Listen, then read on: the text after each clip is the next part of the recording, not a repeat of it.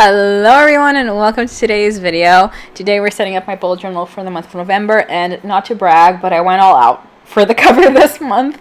November is my birthday month, and so I wanted to mark the month. I wanted to mark the occasion, and I was like, you know what, let's just go all out for the cover. And I didn't really know how I wanted to go all out. By the way, sorry for the voice. I sound kind of weird. I'm coming down with allergies because normal people have allergies in the spring, but apparently I have allergies in the fall/winter. So that's what we're dealing with. So yeah, my voice sounds kind of weird. But essentially, I knew that I wanted to do something different for the cover. I knew that I wanted to go with a bit of a maximalist vibe, which I don't usually do, but I wanted it like an illustration type of vibe for my cover. And I don't know, I wanted something different. And by the way, I was a literature major in college, and Gatsby was one of my favorite books out of all of the books that I read for college. And I'm not entirely sure why, because I wasn't really hit with Gatsby references before I was planning this video, and I didn't really see anything related to Gatsby, at least not that I remember actively. But just Gatsby was on my mind whenever I thought of the cover, and especially like the concept of the green light, because, you know, Gatsby believed in the green light and all of that. And it's actually, for like a few years, every now and then I get this idea of like drawing a Green Lantern for Gatsby, for a Gatsby themed bullet journal theme, and I never did it. And like the idea for Gatsby just kept on coming back into my mind, so I went with a green lit lantern, kind of in honor of Gatsby. And then I was like, okay, let's do that. Do I make it look like a bit of like a cozy camping Green Lantern, or what do I do? And then I was like, okay, it's Gatsby, it's like the 1920s, let's maybe try to make it look a little bit Art Deco. That could be fun, and I've never done anything like that before, so it'll be a bit of an experiment. And so I decided to do that.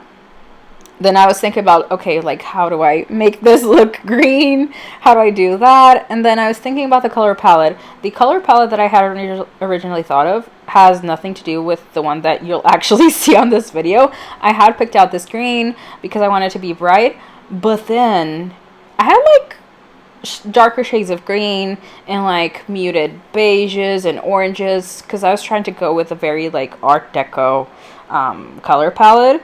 But then like purples kept on staring at me, and I did think, you know what, green and purple are opposites that complement each other, so that would look like a sick color palette.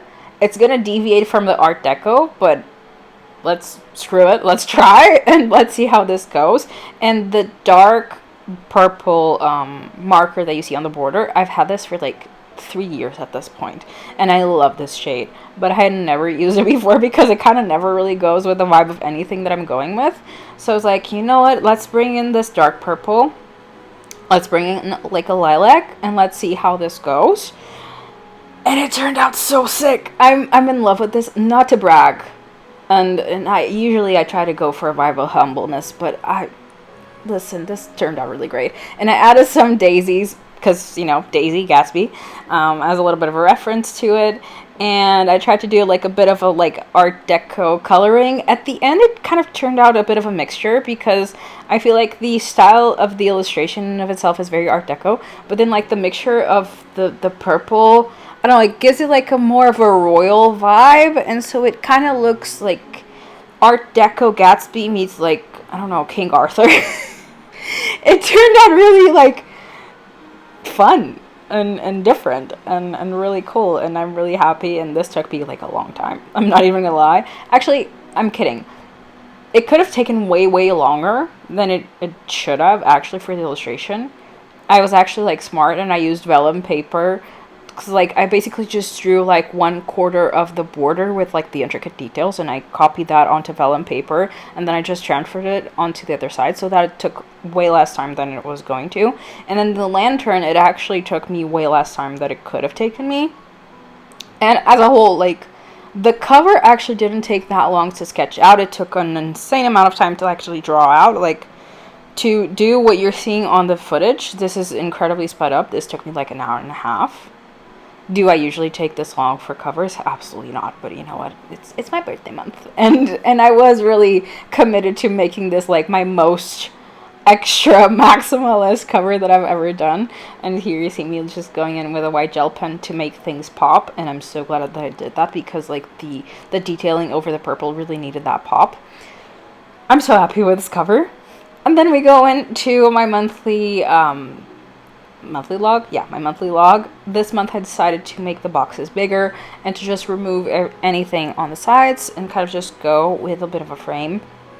Again, I only drew like the details on the frame once, and I went in with vellum paper and I just transferred the rest, because I was like, you know what, since I'm already making this way harder on myself than it has to, let me try and make this easier on myself somehow. So if you're thinking about doing something like this that needs to be a bit more intricate, and then you're like me and you're paranoid and control freaky and you want it to be symmetrical and at the very least like a little bit similar from one side to the other, just use like vellum paper and just transfer it, and then you just have to overline it and you're good, because it saves you so much time of being paranoid and trying to make it symmetrical. That way it's just done. You've already drawn it once, you don't need to be drawing it a bunch of times. But yeah, for the actual setup, I decided to remove everything else and just have the month in and of itself in my monthly log, because I feel like I wasn't really using the other boxes anyways, so I decided to just go with this. And then for the color palette here, I didn't have as many elements, of course, and I didn't really want to make the rest of the spreads as crowded as the cover, because the cover was supposed to be like a bit of a statement piece and the bullet journal setup. So I wanted everything else like tie in with it, but not to be as bam in your face. So I went with the lime green for just the days of the week. And you'll notice that the like business days of the week are smaller boxes than the weekend. I did that on purpose because I usually have more to write on the weekend. And then I just went in with like a little bit of purple on the side and the dark beige.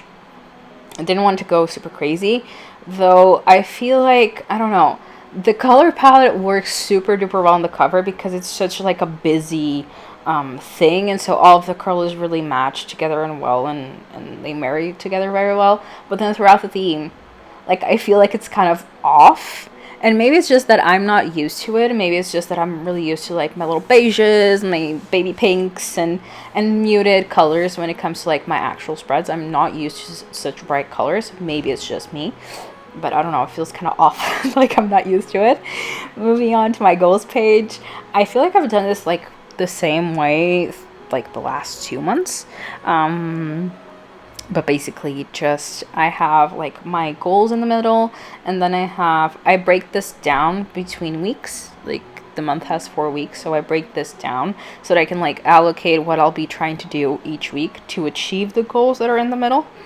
For the theme, I tried to bring back the daisies from the cover. I wanted to add them somewhere in the pages for the spreads for the month, because I was like, you know what, the lantern is going to be pretty difficult to incorporate in the rest of the themes, because the lantern itself is pretty large, and it is kind of hard to draw. Like I didn't really want to reach for the lantern in other ways, but the daisies was like, this should be easy to reach into. So I tried to do that, and this, I have to say, I'm gonna be honest, transparency moment here, this page is my least favorite out of the spreads, because I feel like I made poor decisions when it came to choosing the colors that went where in this page. Like I feel like this looks kind of off, because it doesn't really look Art Deco, like at all. Like at all, because like I was saying, Art Deco kind of plays with a specific color palette. You don't usually see like this kind of bright purple or even the lime green in Art Deco at all. So in the cover initially I was going to use the lime green, but then like balance it out with more Art Deco colors. But then I went off track, I went off theme, and I went with dark purple. It looks good, but it looks like not Art Deco. So when you isolate it further and you remove all of the business from the illustration and you like dial down on the Art Deco themes, it looks kind of funky. Like the letters here in green, they were giving me like a little bit of a Shrek vibe, not gonna lie. It doesn't look bad, it just didn't have the vibe that I wanted to, and I feel like I could have actually combated that had I just chosen different placements for the colors. Like for example, I feel like if I had gone with the colors like with like the dark beige for the letters, and maybe had the colors as like a drop shadow, maybe that would have looked better. But you know what, now No, it's just, it is what it is. You live and you learn, and you kind of just learn by trying things out.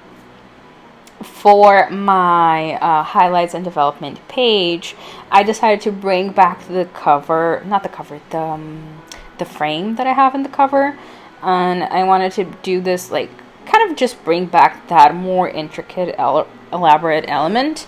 I kind of regret this, actually. It looks beautiful, but I'm just not, and again, this is kind of me just not being used to it. I'm not just super used to having such a busy frame on the spread. Like, it's beautiful aesthetically, it's beautiful, but like when it comes to me using the page, it's a little bit off-putting just because it's like so much already happening. But that's me preferring like minimalist decorated spreads. But I have been trying to like experiment a little bit with that and kind of trying to understand what actually works for me. I've been coming to understand that I need this weird balance. And by the way, this is good for you guys to know as well when you're doing bullet journaling. I like really maximalist covers. I like covers that punch me in the face with how detailed they are. I like the challenge as well. Whether I'm drawing or like doing junk journaling, I like an elaborate cover. It drives me like super ecstatic to do that. I love it. It's absolutely a joy for me to do that.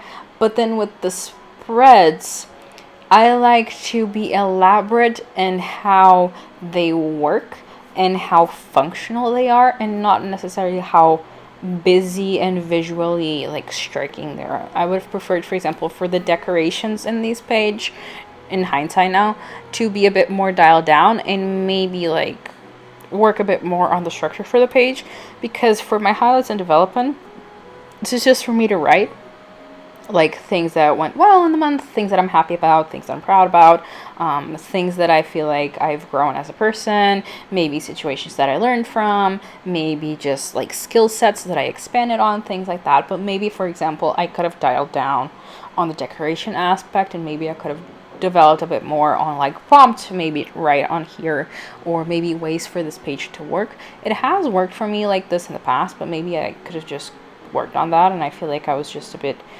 driven by the aesthetics part, and maybe I could have delved a bit more into the actual spread in of itself. Does that make sense?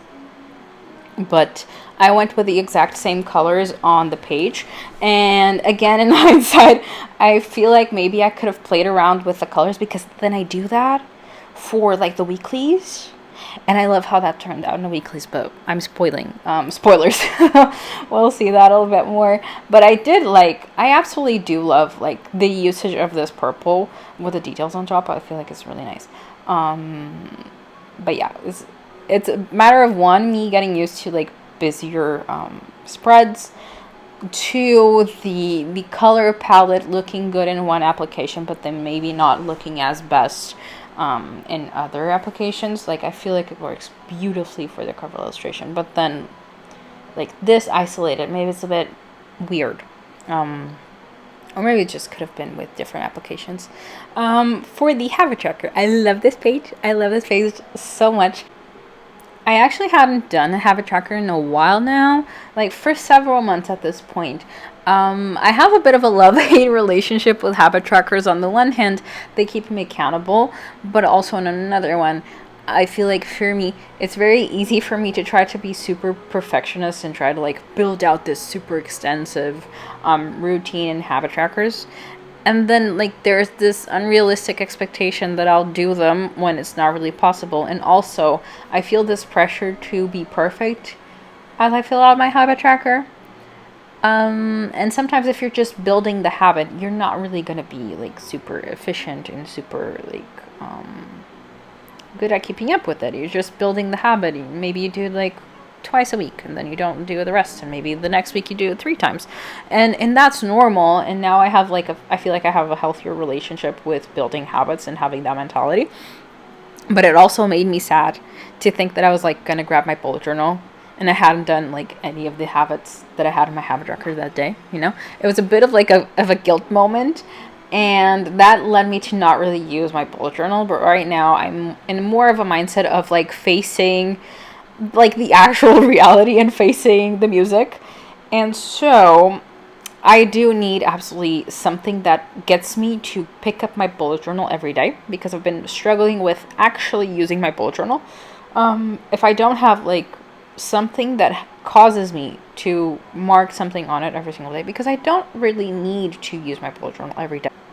With the way that I had been setting up my bullet journal, I didn't really have anything that required me to grab my bullet journal and fill things out on a daily basis. Like I could very much like skip 2 or 3 days, and that's very sucky on my end, because it wouldn't be just 2 or 3 days.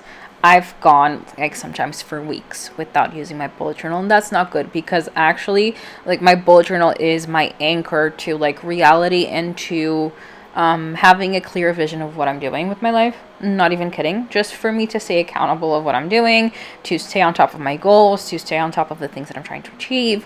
And so I realized that, you know what? We are developing like a healthier relationship with just reality and with getting things done. So let's bring back a habit tracker. These are habits that I'm more or less like already engaged in. And so this isn't super hard for me to achieve, and so maybe this is more of like of gamifying my routine. Maybe this can drive me to be all the more like intentional about my routine and stay on top of it, and that way I do have something that requires me to action my bullet journal every day. And if I grab my bullet journal to fill out my habit tracker, it's way easier for me to look at the other things as well. For me to go look at my goals page, for me to look at my content page there on the right. It's easier for me to do that. And for the habit tracker page, I decided to bring back the theme for the cover and like have more of like that Art Deco style. And again, I brought back the daisies because the daisies are easier to incorporate than the lantern. And, you know, Gatsby, daisies, it made sense. Still with, like, the color palette, it's just missing, like, the beiges and the yellows from, like, the candle. But everything else, I decided to stay there. And I removed the, like, Floria decorations because it was just way too much. And I just wanted something a bit more simple. And for my content page, again, split by the 4 weeks of the month, like the goals page. Moving on to the weeklies, I also brought back another thing that I haven't done in a while, and I realized that I absolutely needed this at this point of the year. We've brought back the Dutch door. We have brought back the Dutch door weeklies. I've done this before. I don't remember on which month. I think the last time I did this was in June, and I loved it. And I don't know why I stopped. I don't know why. But essentially, usually I just set up like 1 week of my weeklies in my video, and then I do the rest off camera, like when I have the time. This month I was like, you know what, it's going to be a busy month, so let me just prepare all of the weeklies in one go. And since this theme is intricate, I absolutely do not want to be drawing out for intricate weekly spreads. Let me just do a Dutch door. I'll have my 4 weeks planned with just one decoration. Let's just make my life easier right now. So I just have like my weeks in the middle, and these are Dutch doors. You just have them like cut out so that, you know, you have all 4 weeks here compiled into this decoration. Is just way easier. And I added like the frame from the cover, but like a bit more tuned down.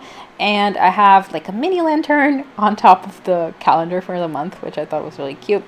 And then on the side, we have 2 sections. We have one for fun and one for home. For fun, because I want to be intentional about like having fun, especially considering that it's my birthday month. Like I want to enjoy my birthday. I want to enjoy like the weekend of my birthday. I want to do fun things up until that point as well, because my birthday is only on the 28th. So I want to make sure that I have fun throughout the month as well. I'm trying to be intentional about having fun, because very easy as an adult that like works full time and then has like the house to take care of and meal prep and just like all of the daily things. It's very easy for you to like go by and realize that you didn't do anything fun that you actually wanted to do in the whole week. So I've been trying to be more intentional with that. And then for home, just like home organization. And you see here, I messed with the color palette. I just used it in a different way, and I love this way more. Like for it, like an actual spread on my bullet journal, I feel like just makes it a lot lighter. I feel like the dark purple in the border worked really nicely for the cover because it's like a wham impact. But I feel like this like toned it down, makes it look like fresher almost, because it's like lime green all over the place. And then just like the dark purple for the lettering that's more like fun and out there. And then like the Lego, like I love this weekly so much.